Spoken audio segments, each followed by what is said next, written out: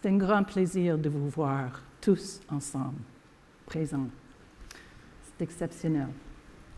Tout d'abord, je souhaite reconnaître que HEC Montréal est situé là où, bien avant l'établissement des Français, différents peuples autochtones ont interagi les uns avec les autres. Nous souhaitons rendre hommage à ces peuples autochtones, à leurs descendants, ainsi qu'à l'esprit de fraternité qui a présidé à la signature en 1701 de la Grande Paix de Montréal, traité de paix fondateur de rapports pacifiques durables entre la France, les alliés autochtones et la conférence Haudenosaunee. L'esprit de fraternité à l'origine de ce traité est un modèle pour notre communauté universitaire et je dirais un modèle pour notre milieu culturel ici, au Québec. Aussi, je veux bien parler brièvement de l'approche de philanthropie avec les Autochtones. La réciprocité est très importante. Il y avait des grandes études là-dessus. Donc, réfléchissons tous aussi là-dessous. Alors, voilà. Oui, je suis sous contrôle là. Alors, la culture philanthropique est une étude qui est pour moi depuis une dizaine d'années, sinon une quarantaine d'années, parce que j'ai pratiqué la philanthropie culturelle depuis longtemps. Alors, mon intervention, c'est ici en 4 points. D'abord, pour faire le point, expliquer, on m'a demandé c'est quoi vraiment la philanthropie de proximité. Et pour les gens comme Mathieu et d'autres qui sont un peu nouveaux, ça va être utile, je pense. Les investissements stratégiques pour ceux qui sont des instances qui vont vouloir intervenir et investir dans le milieu, l'environnement de la philanthropie culturelle et puis quelques réflexions. Alors, d'abord, le modèle d'affaires et le modèle hybride dans les arts et la philanthropie de proximité. Comment sont liés? Les arts, une grande partie, et François Colbert va être très content que j'en mentionne, il y a 3 sources de revenus. C'est un modèle spécifique dans le milieu philanthropique et on commence avec le marketing. Le marketing est où on cherche les gens qui sont partout dans le public. Aussi, il y a le financement public et privé. Privé, c'est la philanthropie. La dynamique philanthropique, qui est bien expliquée avec Ostrander et Sherbush, qui parle de les relations sociales entre les donateurs et les bénéficiaires. Dans les arts, les bénéficiaires incluent les artistes et l'art, mais aussi le public. Et le public peut devenir des donateurs. Et c'est ça, la proximité. C'est très spécifique. Alors, la philanthropie de proximité, je la mets en contraste avec art-affaires, qui était longtemps un discours ici au Québec, et aussi de l'autre côté, la philanthropie comme la charité. Ce n'est pas à dire qu'on ignore les deux, ça fait partie de nos réflexions, mais la philanthropie de proximité, c'est spécifique et on a des gens c'est comme un pipeline à la philanthropie. Donc, oser demander à nos gens qui sont déjà parmi nous et laisser le marketing à développer les gens qui ne sont pas encore parmi nous. Alors, une spécificité, le marketing relationnel, créer la fidélité avec les memberships, avec les abonnements et tout ça, ça va développer la communauté autour de nous, la communauté fidèle qui va nous devenir nos donateurs, qui est très important. Donc, une relation dynamique, directe et continue dans le monde de la culture et dans les lieux culturels. Et ça, c'est clé. Ça fait partie de la proximité aussi. Parce qu'on a dans nos lieux, nos salles et dans les vernissages, on a des gens qui viennent, des donateurs potentiels, ainsi que des donateurs. On peut parler avec eux directement, facilement. Donc, les petits et des grands. On m'a posé la question, est-ce que c'est des grands qui sont impliqués? On parle beaucoup de micro-dons, comme on a peur de demander d'autres dons, mais c'est des grands dons qui sont valorisés aussi. Et c'est une relation. Ce n'est pas juste une demande de dons. On est dans une situation avec des valeurs humaines. Ça aussi, je suis un chercheur, donc j'ai besoin d'un schéma pour vous montrer ce qui se passe. Alors, avec ça, on a au milieu les organisations culturelles et les fonctions dans ces organisations. On a le marketing qui n'est pas le moindre, mais c'est relié avec ce qu'on a comme l'écosystème à votre gauche et le cycle du donateur, ou en effet le cycle des relations avec les donateurs. Et le marketing et communication, comme j'ai déjà dit, vont développer la relation avec le grand public. Et ça avance au fur et à mesure. Et la philanthropie, parfois, va prendre la relève et développer la relation d'une manière philanthropique. Il faut savoir que les membres du CA et la direction sont intimement impliqués dans la philanthropie. Donc, ça demande une culture philanthropique partout dans l'organisation. Ce n'est pas quelque chose qu'on peut juste déléguer dans l'organisation.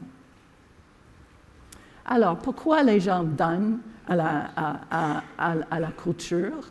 Il y a beaucoup par rapport à des arts et les artistes et les idées artistiques. En effet, c'est la liberté d'expression qui est à la base ici dans le monde culturel. Et on a vu dans l'opéra toute la beauté du monde, dernièrement à l'Opéra de Montréal. Aussi, c'est une inspiration pour le public, comme j'ai mentionné. En plus, il y a la santé et bien-être de la société, en plus l'identité. Et le Québec a une grande identité grâce à sa culture, grâce à ses produits culturels qui promènent partout dans le monde. Alors, c'est pour ça qu'on donne aussi. J'ai mentionné les valeurs humanistes. Ce n'est pas instrumental, notre affaire. Comme j'ai dit, il y a une relation qui est essentielle. Alors, la passion pour l'art est d'abord et avant tout au milieu de ces valeurs humanistes. En plus, on a, qui en contraste avec la tradition de art à faire. C'est lié avec une philosophie de bienfaisance, mais on a besoin des relations durables qui vont permettre de bâtir notre situation, grandir notre philanthropie. J'ai un exemple de ça. Halima Mini est parmi nous. Voilà, c'est le Théâtre Centaure, mais elle reflète un regroupement des compagnies de théâtre. Il y a 15 qui ont développé une certaine graphique qui reflète ces valeurs humaines. Et je pense que imbriquer tout ça dans vos demandes de dons va être très important. Et un dernier contraste avec la question de art à faire, qui est beaucoup liée avec des soirées bénéfices, ou des événements bénéfices, je dois dire. Et les arts sont de nature événementielle, c'est clair. Et donc, ça aide le réseautage d'affaires. Mais c'est un mécanisme pour développer notre image. Cependant, juste un petit questionnement sur la profitabilité. Il y a des grandes institutions qui vont faire de l'argent parce qu'il y a beaucoup de monde qui vont venir. Cependant, il y a une confusion avec la philanthropie et le réseautage d'affaires. Investissement stratégique. D'abord et avant tout, une base de données intégrée. Il y a des bases de données pour la philanthropie, mais ça ne reflète pas la philanthropie de proximité, c'est-à-dire les gens qui vont venir dans le pipeline. On a besoin des bases de données intégrées qui va nous donner un sens de comment comment tout le monde est en interaction avec notre organisation.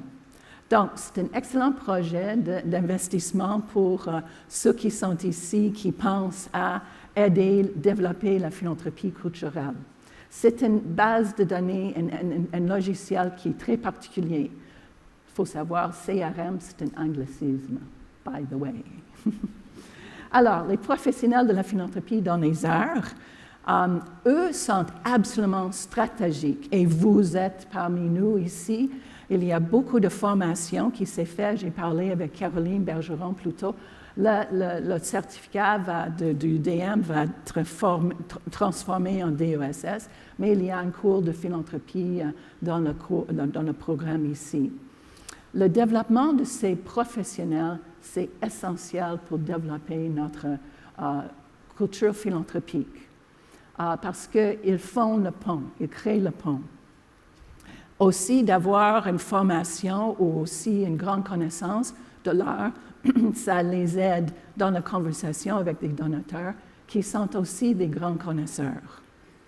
Alors, juste un petit commentaire. Moi, je viens de Toronto. Vous savez, beaucoup de monde. Je suis un anglophone. Et j'ai travaillé dans le début de la philanthropie culturelle à Toronto. Toronto n'était pas une ville philanthrope dans les années 80. Maintenant, c'est énorme. On a lancé un programme de formation des professionnels de la philanthropie à ce moment, et c'est maintenant que ces gens sont rayonnés partout au Canada. Je argumente qu'en effet, c'est pour ça que la philanthropie culturelle marche si bien au Canada anglais. La formation des professionnels de la philanthropie, c'est un exceptionnel, c'est très, très, très important à développer. Les fonds affiliés, un troisième investissement, c'est une réflexion stratégique qui est nécessaire pour les CA et la direction par rapport à quel type de fonds. Il y a une variation de fonds, des fonds plus flexibles et les fonds permanents. Et des fonds peut-être pour des projets exceptionnels dans notre organisation. Alors, il faut réfléchir là-dessus et savoir quelle étape, quel type, c'est quoi des besoins de l'organisation. Sautez pas juste sur quelque chose que tout le monde en fait. Réfléchissez-vous. Et finalement, et peut-être surprenant à quelques-uns, cultiver l'inspiration de l'art chez les plus jeunes. C'est le début de la philanthropie de proximité. Expérimenter de l'art à un très jeune âge va sûrement développer, il y a énormément de recherches et André Korchen a fait sa thèse là-dessus, et ça développe notre public de l'avenir. Donc, investir dans les lieux culturels qui accueillent les très jeunes et investir dans les gens qui produisent les œuvres pour les jeunes. Donc, je pense que je vous ai donné des possibilités d'investissement pour faire croître notre philanthropie culturelle. L'environnement. On m'a demandé comment développer une culture philanthropique dans notre milieu. Il y a deux aspects de ça. Il y a l'aspect de haut en bas et aussi un aspect de en bas vers le haut. De haut en bas, c'est assez unique ici au Québec, mais aux États-Unis, il y a encore plus de crédits pour donner dans le monde philanthropique. Les crédits d'impôt et tout ça. Ça, c'est bien beau, mais sans une culture philanthropique, sans intégrer tout ça dans le système de philanthropie de proximité, on n'a pas on n'a pas une utilisation de ces avantages d'une manière qui va soutenir notre milieu d'une manière très efficace. Alors, l'intégration des deux, là, c'est absolument nécessaire. Et puis finalement, une culture de la philanthropie dans le milieu des arts, c'est un rayonnement d'en bas vers le haut. Et si on a les programmes bien développés dans les grandes institutions et ils sont réussis, ça crée un modèle dans le milieu. Et j'ai observé tout ça à Toronto dans les années 80. Toronto, l'Université de Toronto n'a pas lancé une campagne majeure avant 1989. C'est très tard, hein? Très tard. L'Université de McGill avait déjà lancé ces grandes campagnes bien avant ça.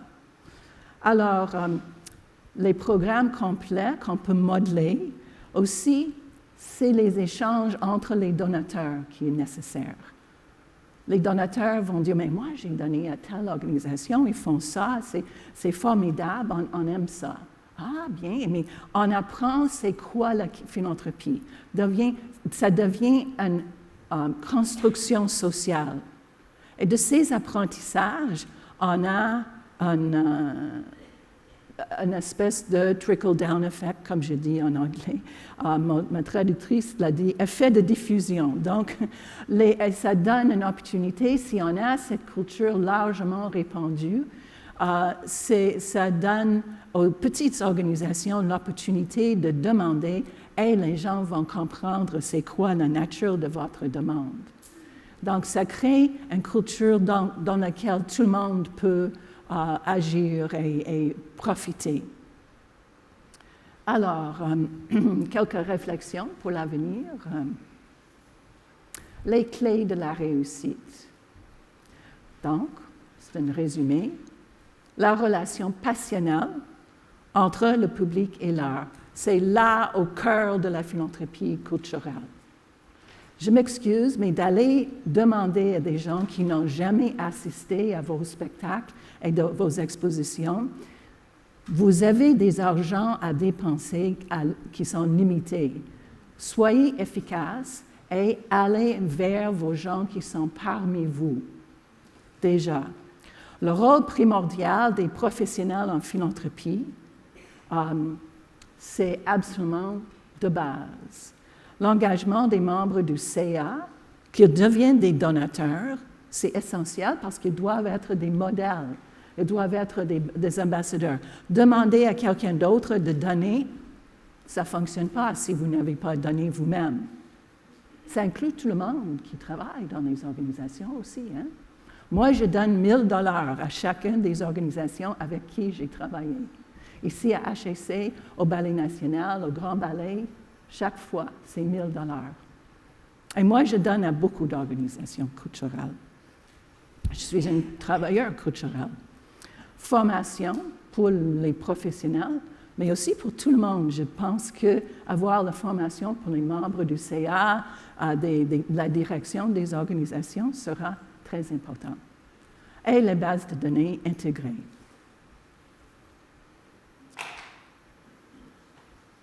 Alors, la philanthropie de proximité se caractérise par les relations étroites, dynamiques et continues, ainsi que par les valeurs humanistes qui informent ces relations. Elle favorise la solidarité au sein d'une communauté en relation avec l'art. Alors, merci beaucoup et j'attends vos questions. Je vais répondre plus tard, si je peux. Merci beaucoup, Wendy, pour ces explications.